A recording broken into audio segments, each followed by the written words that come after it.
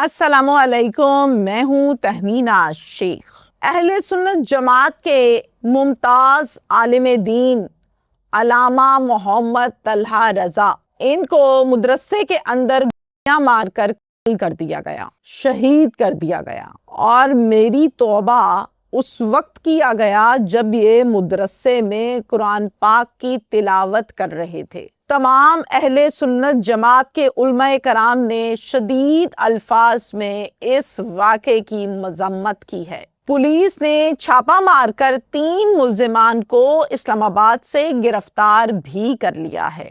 اس کے پیچھے ایک شرعی مسئلہ بتایا جا رہا ہے جو کہ قتل کی اصل میں وجہ بتائی جاتی ہے۔ یہ معاملہ کب، کیوں، کیسے پیش آیا اور کون لوگ اس میں شامل ہیں، اس پر تھوڑا تفصیل سے ہم بات کریں گے۔ یہ واقعہ گجرات میں پیش آیا، علاقہ ہے شادیوال، اور جامعہ محمدیہ فاروقیہ رضویہ، یہ ہے مدرسہ۔ علامہ محمد طلحہ رضا صاحب اس مدرسے کے محتمم ہیں اور یہ ایک جانی پہچانی شخصیت کے مالک ہیں۔ لوگ دور دور سے انہیں اپنے میلاد میں، تقریبات میں، تمام کی تمام اسلامی تقریبات جو ہوتی تھیں اس میں دعوت دیتے تھے، بلاتے تھے اور باقاعدہ پھر یہ شرکت بھی کرتے تھے۔ سوشل میڈیا پر ان کے بیانات آپ لوگ دیکھ سکتے ہیں، سن سکتے ہیں، موجود ہیں۔ ان کے علاقہ میں ایک بزرگ آدمی رہتا تھا جس کا نام آصف شاہ تھا۔ آصف شاہ فوت ہو جاتے ہیں۔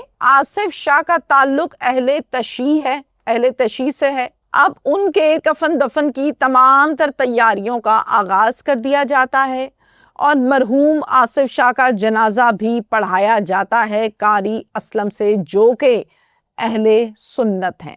محلے والوں کو یہ بات بڑی معیوب سی لگتی ہے کہ اہل تشیع سے پڑھانا چاہیے تھا جنازہ، انہوں نے اہل سنت سے کیوں جنازہ پڑھایا؟ جب کفن دفن ہو جاتا ہے پھر واپس آ کے آپس میں بیٹھ کے اس قسم کی گفتگو کا آغاز کیا جاتا ہے کہ ایسا کیوں کیا، ایسا نہیں کرنا چاہیے تھا، اور اس طرح کی گفتگو۔ اب جامعہ محمدیہ فاروقیہ رضویہ میں محتمم ہیں علامہ طلحہ رضا صاحب۔ انہوں نے جمعہ جب آیا تو جمعہ پڑھایا، امامت کروائی۔ جمعہ ادا کرنے کے بعد سب کے سب اکٹھے ہو کے محتمم صاحب کے پاس چلے گئے اور ان سے کہنے لگے کہ ہم ایک شرعی مسئلے پر آپ سے گفتگو کرنا چاہتے ہیں۔ انہوں نے کہا کہ بالکل آپ کیجئے۔ پھر مسئلہ یہ رکھا گیا کہ کچھ دن پہلے ایک آصف شاہ نام کا شہری فوت ہوا تھا، اس کا جنازہ پڑھایا ایک اہل سنت مولوی صاحب نے جن کا نام قاری اسلم ہے۔ اب مولوی صاحب چاہیے تو یہ تھا کہ ان کا جنازہ اہل تشیع سے پڑھاتے، نہ کہ اہل سنت سے پڑھاتے۔ انہوں نے اہل سنت سے پڑھا لیا۔ آپ بتائیں کیا یہ بات صحیح ہوئی ہے یا یہ بات غلط ہوئی ہے؟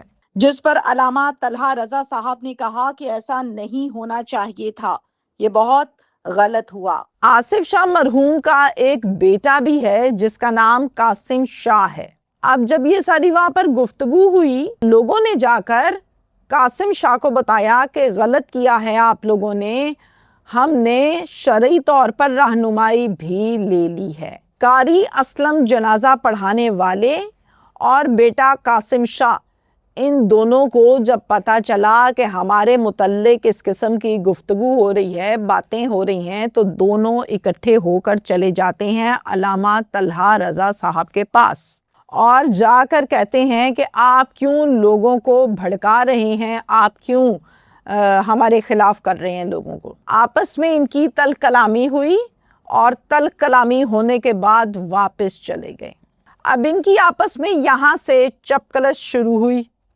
20 اگست کو مغرب کی نماز کے بعد علامہ محمد طلحہ رضا کے فون پر ایک دبئی کے نمبر سے کال آتی ہے، اور یہ جو کال آتی ہے اس میں جو کالر ہے وہ ایک عثمان نام کا لڑکا ہے، فون نمبر دبئی کا ہے۔ کہتا ہے آپ نے غلط شرعی معاملہ اٹھایا ہے، آپ کو ایسا نہیں کرنا چاہیے تھا، اب آپ نے کر دیا ہے تو آپ کو بھگتنا پڑے گا، میں آپ کا ٹھیک ٹھاک بندوبست کرتا ہوں۔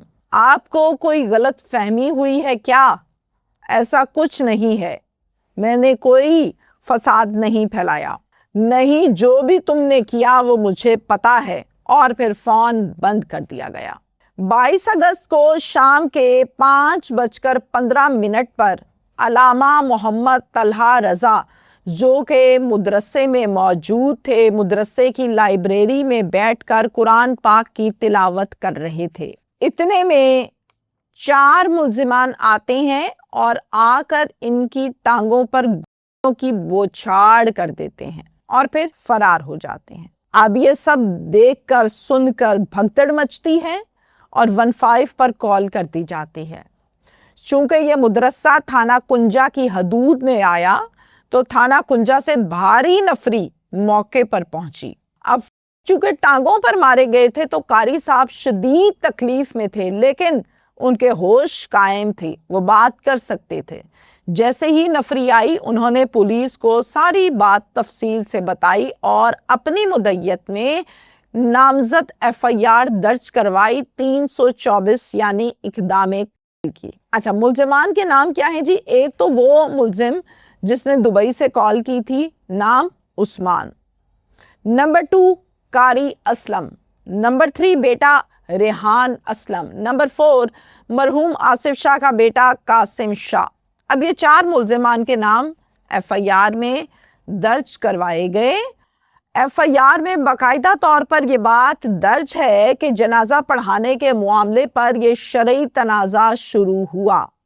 سب سے پہلے پولیس نے انہیں ہاسپٹل شفٹ کیا اور ہاسپٹل میں ان کو فوراً سے داخل کر لیا گیا تاکہ ان کا علاج معالجہ کیا جا سکے۔ ایک دن ہاسپٹل میں یہ سروائیو تو کرتے رہے، علاج جاری رہا، لیکن ایک دن کے بعد بدقسمتی سے یہ خالق حقیقی سے جا ملے اور فوت ہو گئے، شہید ہو گئے۔ اب جو 324 کی FIR تھی وہ 302 میں آزاد کر دی گئی، یعنی 302 کی ہو گئی۔ اب اس پر تمام علماء کرام نے شدید الفاظ میں مذمت کی ہے اور یہ مطالبہ کیا ہے کہ ان کو گرفتار کیا جائے، جتنے بھی ملزمان اس میں اپنا اپنا کردار ادا کر رہے ہیں۔ اب ان کے جنازے کے لیے باقاعدہ اہتمام کیا گیا اور یہ جنازہ گجرات کا بہت بڑا جنازہ تھا۔ ذرائع کے مطابق 3 ملزمان کو پولیس نے اسلام آباد سے گرفتار کر لیا ہے۔ اب یہ 3 ملزمان کون ہیں؟ ان کے کیا نام ہیں؟ کیا یہ وہی ملزمان ہیں جو کہ FIR میں جن کے نام درج ہیں، یا پھر کوئی سہولت کار ہیں یا کوئی اور ہیں؟ اس بارے میں پولیس کی جانب سے کسی قسم کی کوئی آفیشل سٹیٹمنٹ اب تک نہیں آئی۔ 100 باتوں کی ایک بات، مجھے ایسا لگتا ہے کہ کبھی بھی ایسا شرعی مسئلہ اس حد تک نہیں پہنچانا چاہیے کہ غارت تک بات آ جائے، کیونکہ کوئی بھی مذہب قتل کی ترغیب نہیں دیتا۔ دین امن و امان سے پھیلایا ہمارے نبی پاک صلی اللہ علیہ وآلہ وسلم نے، بہت پیار سے، بہت صبر سے، بہت تحمل سے۔